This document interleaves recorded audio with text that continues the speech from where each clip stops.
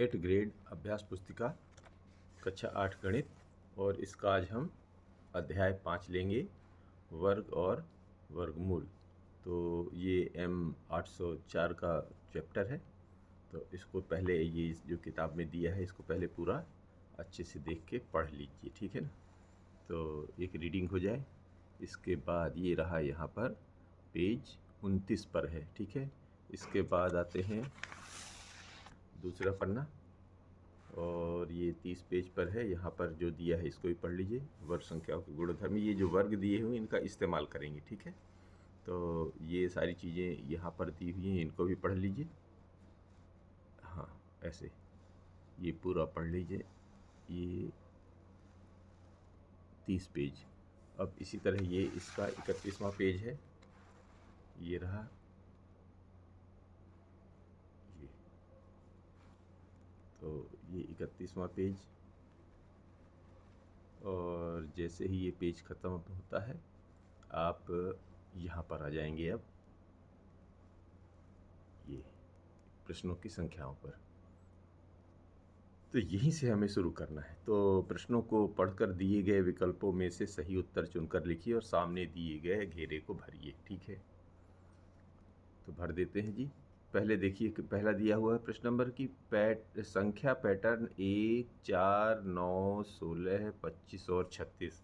इसके बाद कौन सा पैटर्न आएगा, तो आप ध्यान से देखेंगे। अभी चूंकि हम वर्ग पढ़ रहे हैं तो 1 का वर्ग, 2 का वर्ग, 3, 4, 5, 6, तो आगे वाली संख्या में क्या आएगा, 7 का वर्ग। 7 का वर्ग होता है 49, जो कि अभी आप पीछे पन्ने में देख चुके हैं।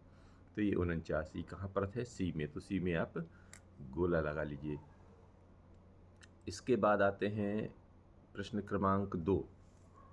किसी संख्या के इकाई का अंक 4 या 6 है तो उसकी वर्ग संख्या के इकाई का अंक होगा। तो अगर ऐसा है 4 और 6 है तो जैसे 4 का वर्ग करेंगे तो 4 चौके 16 यानी 6 आ रहा है। 6 का करेंगे तो 6 चौके 36 अर्थात ये भी 6 आ रहा है। इसका मतलब है कि ये बी में आएगा 6। तो ये बी में गोला लगा लीजिए यहाँ पर, ठीक है। ये रहा पेज 31। अब आते हैं अगले प्रश्न पर। 169 169 का वर्गमूल है। 169 का वर्गमूल क्या है, 169 वर्गमूल होता है 13 का, है ना। वहाँ से पीछे भी चार्ट से देख सकते हैं। वैसे भी याद आपको 20-25 तक तो याद ही रखना है। तो 169 किसका वर्गमूल है, ये 169 का वर्गमूल होता है 13। तो ये है 13 डी में, तो डी में गोला लगा लीजिए। फिर आते हैं चौथा नंबर सब प्रश्न। चौथा नंबर प्रश्न ये कह रहे हैं कि किसी 6 सेंटीमीटर भुजा वाले वर्ग का क्षेत्रफल, 6 सेंटीमीटर का वर्ग कितना होता है, 6 छंग 36। तो ये आएगा 36 किस में है, चूँकि जब हम क्षेत्रफल निकालते हैं तो वो जो पैमाना होता है उसके ऊपर वर्ग चढ़ाया जाता है। तो जैसे पढ़ेंगे 36 वर्ग सेंटीमीटर, वर्ग पहले पढ़ा जाता है, ये बाद में पढ़ा जाता है। तो 36 वर्ग सेंटीमीटर ऐसे पढ़ते हैं, ठीक है। 36 वर्ग सेंटीमीटर। तो ये कहाँ पर है जी, डी में। तो डी पे गोला लगा लेते हैं। फिर आते हैं 5वें नंबर पर। 5वें नंबर में ये कह रहे हैं कि 5.5 मीटर भुजा वाले एक वर्गाकार कमरे में कालीन बिछाने के लिए कितने वर्ग मीटर कालीन की आवश्यकता होगी। तो 5.5 मीटर भुजा वाला जो वर्ग है उसको 5 का वर्ग, इसका वर्ग करेंगे तो आएगा 30.25 वर्ग मीटर। देखिए पहले वर्ग पढ़ेंगे बाद में इसको पढ़ते हैं। तो 30.25 कहाँ पर है जी, ये है ए में। तो ए में गोला लगा लेते हैं। फिर आते हैं प्रश्न क्रमांक 6, ये देखिए 6। पहले यहाँ पढ़ लेते हैं। इस संख्या 44 के का वर्ग गुणा किए बिना ज्ञात कीजिए। अब देखिए गुणा करने के लिए मना किया गया है, तो आप क्या कर सकते हैं, जोड़ना पड़ेगा। तो या तो 44 को 44 बार जोड़िए, या एक काम करिए 44 के लिए 44 डॉट बना लीजिए ऐसे, ऐसे ऊर्ध्वाधर और ऐसे क्षैतिज में। तो इससे क्या होगा, देखिए यहाँ से गिनना शुरू करेंगे, ऐसे फिर ऐसे फिर ऐसे फिर ऐसे करके जाएंगे और अंत में जब यहाँ पर आ जाएंगे तो जो संख्या आ जाएगी वही उसका वर्ग होगा। यही तरीका होगा। तो संख्या 44 का वर्ग करने के लिए कि जो कर रहे हैं हम लोग, देखिए कैसे किए हैं। इसके लिए 44 डाट पंक्तियों माने ऐसे, तथा कालमों माने ऐसे में बनाते हैं। फिर शुरू से अंतिम डाट मतलब ऐसा गिनना शुरू करते हैं, फिर ऐसा ऐसा गिनते हैं अंतिम डाट तक गिनते हैं तो 1936 डाट मिलते हैं। यानी ऐसे ऐसे करते चले जाएंगे तो यहाँ पर जो आखिरी आएगा वो उसका नंबर होगा 1936। तो इस तरह 44 का वर्ग गुणा किए बिना 1936 है। मतलब हमने गुणा तो नहीं किया लेकिन गिन के बता दिया कि ये 1936 है। ठीक है जी। अब सातवां कह रहे हैं कि हल कीजिए इसको, ये √248, केवल 52 और 144 का, इन सब का वर्गमूल, और सब एक दूसरे के अंदर हैं। तो क्या कर तरीका होता है, सबसे पहले जो सबसे अंदर होता है उसको हल करना पड़ता है। तो सबसे अंदर वाले को हल किया, यानी 144 को हम लिख सकते हैं 12 का वर्ग। क्यों? क्योंकि 144 जो है वो 12 का वर्ग होता है, तो 12 का वर्ग हो गया।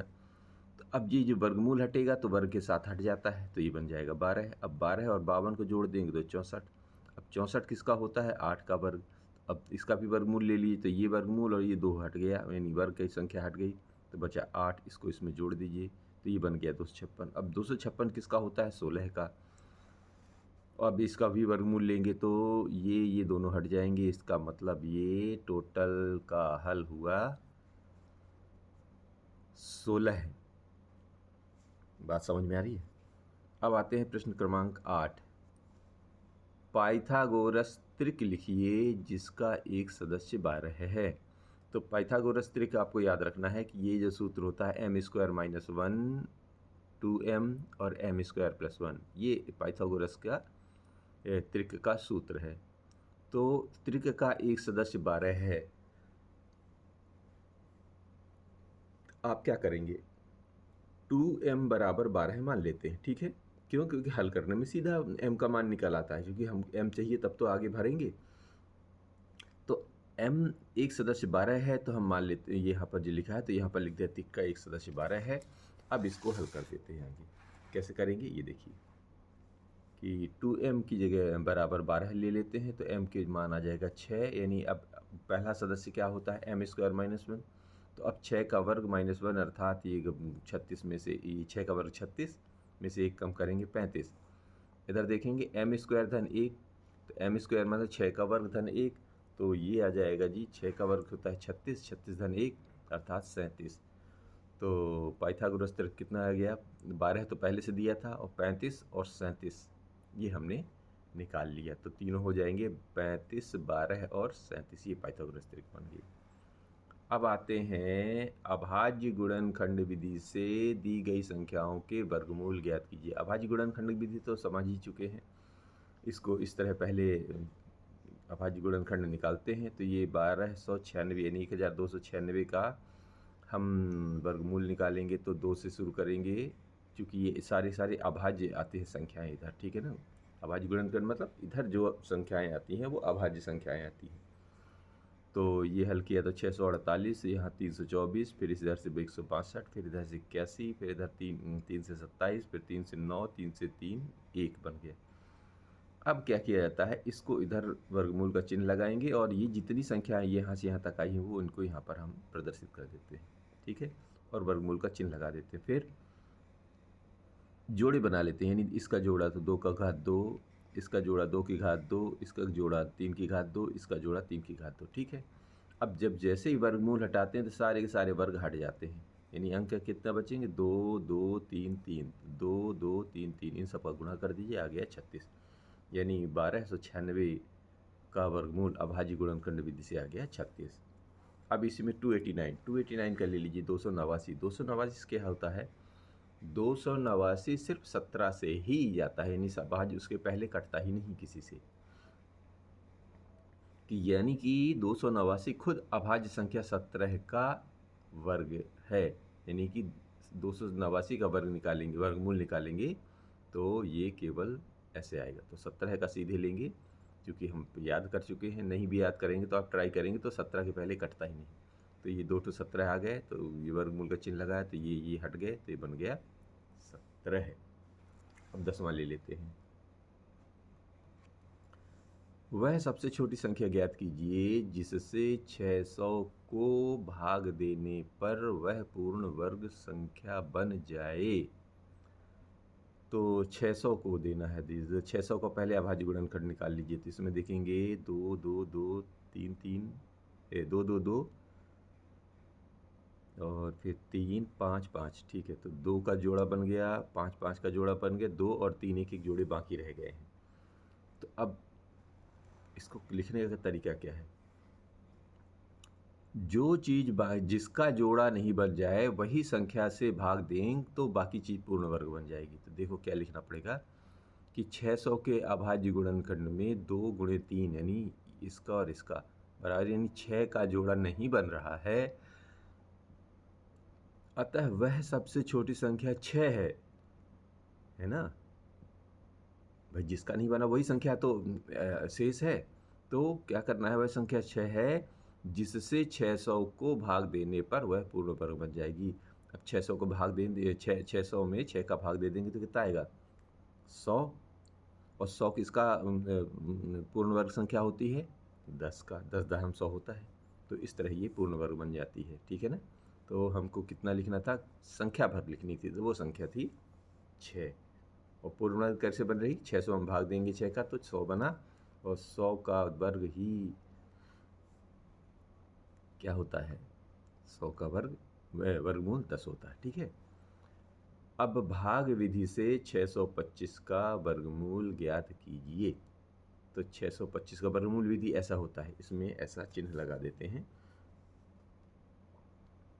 ये यहाँ पर भी। ठीक है, ये करनी कहलाती है यहाँ पर, ये चिन्ह का यहाँ पर जो संख्या होती है उसको 2 बोलते हैं। और चूंकि 2 लिखा नहीं जाता वर्गमूल में, अगर 3 होगा तो लिखेंगे, 4 होगा तो लिखेंगे, 5 होगा तो लिखेंगे। ठीक है, ये करनी यहाँ पर होती। तो इसमें दाएं तरफ से जोड़े बनाए जाते हैं, इधर से जोड़ा बना तो इधर बचा 1, मतलब एक संख्या,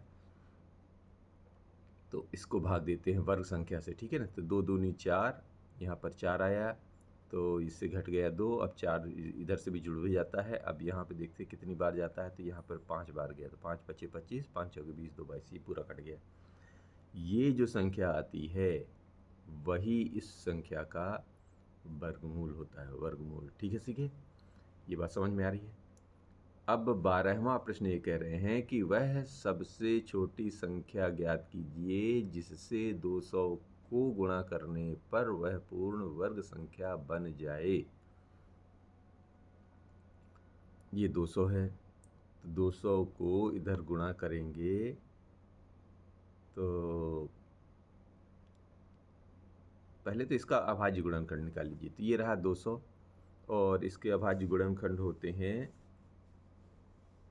2 से पहले भाग देंगे, फिर 50, फिर 25, फिर 5 से 5 और ये फिर 1, तो 2 2 2 5 5, ये तो अभाज्य गुणनखंड निकाल लेंगे। अब देखिए इसमें तो 2 का तो जोड़ा बन रहा है, एक जोड़ा है, ये इस 2 का नहीं बन रहा है। तो वो क्या कह रहे हैं, वह छोटी संख्या ज्ञात करिए जिससे 2 को गुणा करने पर, वह छोटी संख्या क्या है 2। अब 2 को यदि हम 200 से गुणा कर दें तो क्या बन जाएगी, 2 दूनी 400, तो 400 किसका होता है 20 का वर्ग होता है। इसका मतलब वह छोटी संख्या 2 है जिससे गुणा करने संख्या जिससे 200 को गुणा करने पर वह संख्या पूर्ण वर्ग बन जाती है। तो यहाँ पर लिख भी सकते हैं कि वह जो छोटी संख्या जो है 2 है जिससे 200 को गुणा करने पर वह पूर्ण वर्ग संख्या बन जाएगी, पूर्ण वर्ग संख्या बन जाएगी। कैसे बन जाएगी, 2 का गुणा करेंगे 200 में तो कितना हो जाएगा, 2 दूनी 400, और 400 किसका वर्ग होता है ना। यानी कि ऐसा लिख भी सकते हैं, अगर लिखना प्रदर्शन करना है तो 200 में 200 का गुणा किया तो बन गया 400, और 400 होता है 20 का पूर्ण वर्ग। ये ऐसा लिखने की जरूरत नहीं है, आप लिखना चाहें, समझने के लिए बना सकते हैं। ठीक है, पूर्ण वर्ग है। अब यहाँ पर आ जाते हैं 13वां प्रश्न। ये कह रहे हैं कि 12 और 21 ऐसी अद्भुत संख्याओं के युग्म हैं कि वे इनके वर्ग 144 और 441 एक दूसरे के अंक पलटने से प्राप्त होते हैं। क्या आप ऐसी अन्य संख्याओं के युग्म प्राप्त कर सकते हैं? ये होते ही हैं। जैसे 13 और 31 का करेंगे, 13 का होता है 169 और 31 का होता है 961। तो लिख दीजिए इनका युग्म और इधर वर्ग है। इसी तरह 102 को लेंगे और 201, तो इनका भी कर रहे हैं। 102 का करेंगे तो 10401 और 201 का करेंगे तो 40401, यानी इसको उलटते चले जाएंगे तो इनके वर्ग निकल आते। तो ये 3 संख्याएं, अब 2 संख्या, एक संख्या इन्होंने दी, 2 संख्याएं आपने लिख ली। ठीक है, और भी संख्याएं ढूंढना चाहेंगे तो बहुत ज़्यादा बड़ी बड़ी संख्याओं में मिलेगा, तो आपके लिए इतना पर्याप्त हो। 14वां प्रश्न कह रहे हैं कि एक व्यापक ड्रिल अभ्यास के लिए विभिन्न स्कूलों, यानी कि विभिन्न स्कूलों में 6250 विद्यार्थियों को पंक्तियों में इस प्रकार व्यवस्थित किया जाता है। पंक्ति माने ऐसे ऐसे कि प्रत्येक पंक्ति में उतने ही विद्यार्थी रहें जितनी की पंक्तियों की संख्या है। ठीक है, ऐसे पंक्तियां हैं और विद्यार्थी ऐसे रहते हैं। ऐसा करने पर प्रशिक्षक पाता है कि 9 विद्यार्थी शेष रह जाते हैं। इस वर्ग की प्रत्येक पंक्ति में, यानी जो पंक्ति है उसमें ऐसे ऐसे कितने बच्चे खड़े हुए हैं, ये ज्ञात करना है। तो उसमें ये भी बता रहे हैं कि अगर ऐसा करेंगे तो 9 बच्चे जो है बच रहे हैं, तो उनको पहले हटाने हैं, बाकी अब बचेंगे। यानी कि अब कितने उसमें एक लाइन में कितने आ रहे हैं, तो इसके लिए क्या करना, सीधा वर्गमूल निकाल लीजिए। वर्गमूल निकालेंगे 6250, यानी 50 का एक जोड़ा बना लीजिए, 62 का एक जोड़ा बना लीजिए। अब इसका वर्गमूल निकालते हैं। वर्गमूल निकालने का तरीका ही वही है, कैसे, वर्ग संख्या का 7 से 7 बार के 7 7 49, इसको घटाया तो ये बचा गया 13। अब 7 में 7 क्या करते हैं, इधर जोड़ दिए जाते हैं, तो यहाँ पे धन का चिन्ह भी बना लीजिए। अब इधर से बना 14। अब 14 में ऐसी संख्या का गुणा करिए जो दोनों में आ जाए। तो यहाँ पर 9 रखते हैं, तो ये 9 रखते हैं, तो 9 9 81, 9 चौको 36 और 4 40, 4 44 की 4 हासिल का 4, 9 1 9 4 13, यानी इतना घटा देंगे तो 9 शेष रहे, जो कि वो कह ही रहे थे कि 9 विद्यार्थी शेष हैं, तो ये जी बिल्कुल शेष हैं। अब ये जो भी संख्या 9 हटा देने पे ये वर्गमूल निकल आया, यानी कि एक लाइन में इस वर्ग की प्रत्येक पंक्ति में विद्यार्थियों की संख्या 79 है। यानी कि जो ऐसे 6250 विद्यार्थियों को ऐसे ऐसे खड़ा किया गया था पंक्ति में, तो उसकी एक पंक्ति में, यानी कि एक रो में 79 यानी 79 बच्चे खड़े होंगे। ठीक है जी, क्लियर हो गई बात। अब इसी में 15वां प्रश्न ये कह रहे हैं कि आप अपने घर के उत्तर की ओर चलते हैं, फिर मुड़कर पश्चिम की ओर चलते हैं ताकि आप अपने मित्र के घर पहुंच जाएं। लौटते समय आप अपने मित्र के घर से अपने घर तक विकर्णतः चलकर पहुंचते हैं। लौटते समय आपने कितनी दूरी तय की? तो जी चलिए पहले इसका एक डायग्राम बनाते हैं। ये मेरा घर, यहाँ से मैंने कहाँ चला, उत्तर की, उत्तर ऊपर की किताब में ऊपर की तरफ उत्तर होता है। फिर मुड़कर पश्चिम की तरफ चला, ये पश्चिम माने बाएं तरफ।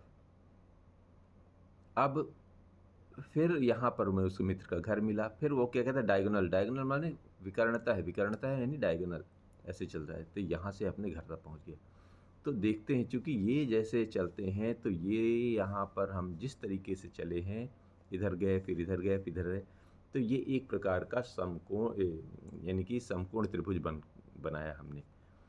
तो इसमें क्या क्या किया, कितना कितना चले हैं, वो हमको लिखना है, फिर उसको जो है आपको बताना है कि कैसे किए। तो देखो जी, हमने जो तय किया है कि ये घर से हम पहले 60 कदम ऊपर की तरफ चले उत्तर की ओर, फिर वहाँ से 80 कदम मित्र के घर की तरफ पहुँचे, फिर वहाँ से डायगोनल आए यहाँ पर विकर्णतः घर की तरफ। तो 60 कदम इधर, 80 कदम इधर, तो इसको निकालने के लिए क्या करना चाहिए? इसको निकालने के लिए हम पाइथागोरस प्रमेय का इस्तेमाल करते हैं। तो ये अब ये चित्र देख लिया, अब आराम से इस पर आ जाइए कि मैंने अपने घर से उत्तर की ओर दूरी तय की, कितनी कदम? 60 कदम। और फिर मुड़कर पश्चिम की ओर दूरी तय की, यानी इस तरफ 80 कदम। ये निकालने के लिए मुझे क्या करना पड़ेगा? पाइथागोरस प्रमेय का सहारा लेना पड़ेगा। और पाइथागोरस प्रमेय का, चूंकि अब यहाँ से मैं डायगोनल आता हूँ तो ये कहलाएगा कर्ण। और पाइथागोरस प्रमेय में क्या होता है? कर्ण का वर्ग बराबर होता है आधार का वर्ग धन लंब का वर्ग। ठीक है, ये आधार या लंब दोनों में एक, किसी एक को आधार मान लीजिए, एक को लंब मान लीजिए।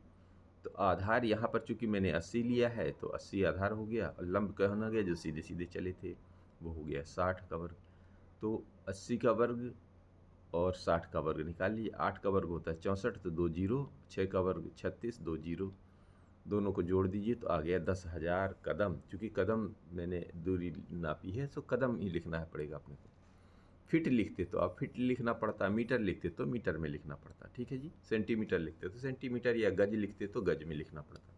तो जो भी आप बना सकते हैं, हमने यहाँ कदम बनाई है। ठीक है, और 10,000 जो होता है वो 100 का वर्ग होता है।